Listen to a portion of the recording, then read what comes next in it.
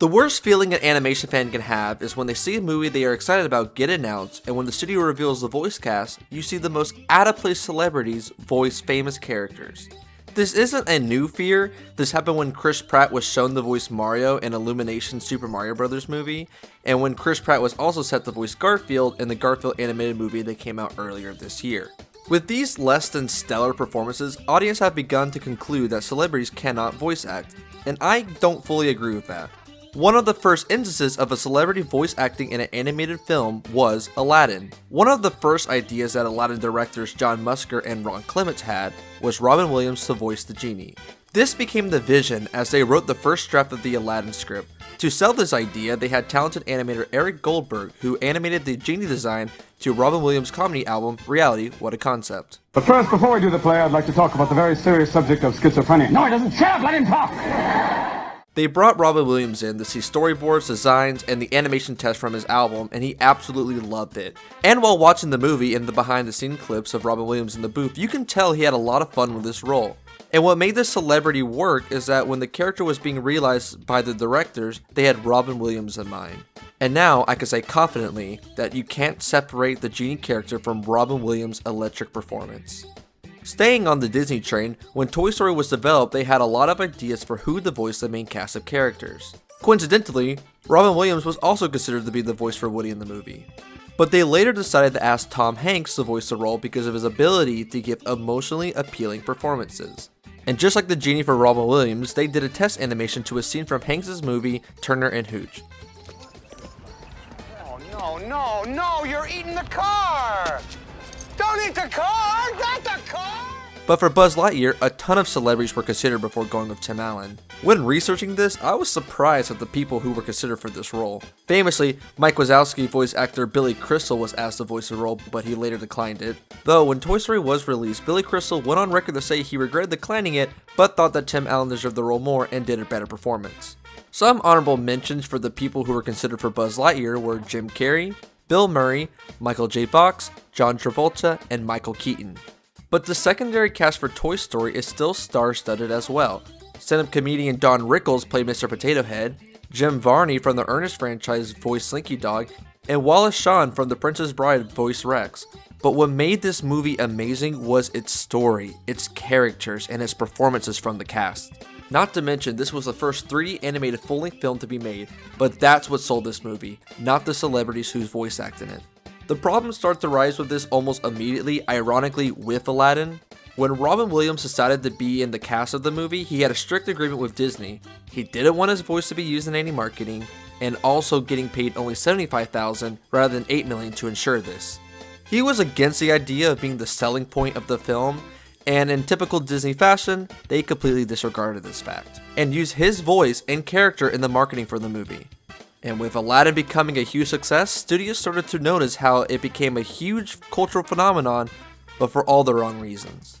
Slowly over time, the idea shifted that all a movie truly needed to be successful was recognizable celebrities. And sometimes it worked out for the movie. The people they hired, though famous, were great picks for the roles they were cast. Jack Black, for example, is iconic in his role as Po from the Kung Fu Panda movies, but as the years progressed, this became less frequent. Examples are Shark Tales with Will Smith, Robert De Niro, and Angelina Jolie, The Ant Bully with Nicolas Cage, Julia Roberts, and Meryl Streep, and The Bee Movie with Jerry Seinfeld, Patrick Warburton, and Renee Zellweger.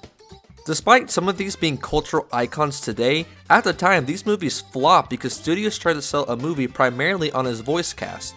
But even then, these movies were still made with some soul, but even that started to deteriorate. Recently, this trope of selling a movie on celebrities alone is mostly what we see now, with movies that either feel soulless or held back because of these lackluster performances. The main example is Chris Pratt, and I know he's gotten so much flack because he's not a great voice actor, but the one example where he gave a great performance was the Lego Movie. But that's mainly because the Lego Movie stars a character who's supposed to be your average Joe. He's plain and simple, but he wants to be special, and he learns that being who he is special. And Chris Pratt's vocal performance fits perfectly with the character of Emmett. Morning apartment, ready to start the day. Jumping jacks, hit him. 1, 2, 3. I am so pumped up. However, Chris Pratt isn't an amazing voice actor. He doesn't have much of a range, or at least doesn't exhibit one. When the Super Mario Bros. Movie started to show trailers, the voice he had was fine. I got this. No problem. Yes! It wasn't awful where the movie was unwatchable, like a semi-hot take. I love Charles Martinet and his performances for the Mario games. It's me, Mario! Hello! But a whole movie with his voice acting would be weird/annoying.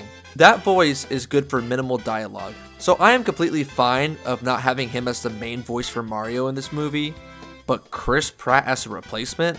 The entire cast was mainly good to great. Charlie Day as Luigi was a joy to watch, and Jack Black as Bowser felt like a match made in heaven. So how did they nail almost every part of the cast yet fumbled on Mario? Like I said, it's not unwatchable because of him, but it's just disappointing. The biggest offender of Chris Pratt's effect on animated movies was the 2024 animated Garfield movie. When I heard about the announcement of this movie, I was excited. I mean, I'm a casual Garfield fan, but the animation style looked pretty good. But the moment I heard Chris Pratt's voice, We're gonna need the big scale! Does she need to announce it to the whole office? I completely dismissed the movie. And it looks like we all did, because this movie was mediocre. It felt like they secured the voice actors first, and then made a movie around them, and it just feels so lazy. Movies now just feel so calculated, with nostalgia bait, popular celebrities, countless pop culture references, and fourth wall break/meta humor. Watching movies feels like the studios are focusing on what will make the most money, versus just making art in the medium of a feature-length film. Seeing Hollywood's mistreatment of popular IP, especially with the Minecraft movie, makes me feel jaded about the current lineup of upcoming films. I am open to being proven wrong.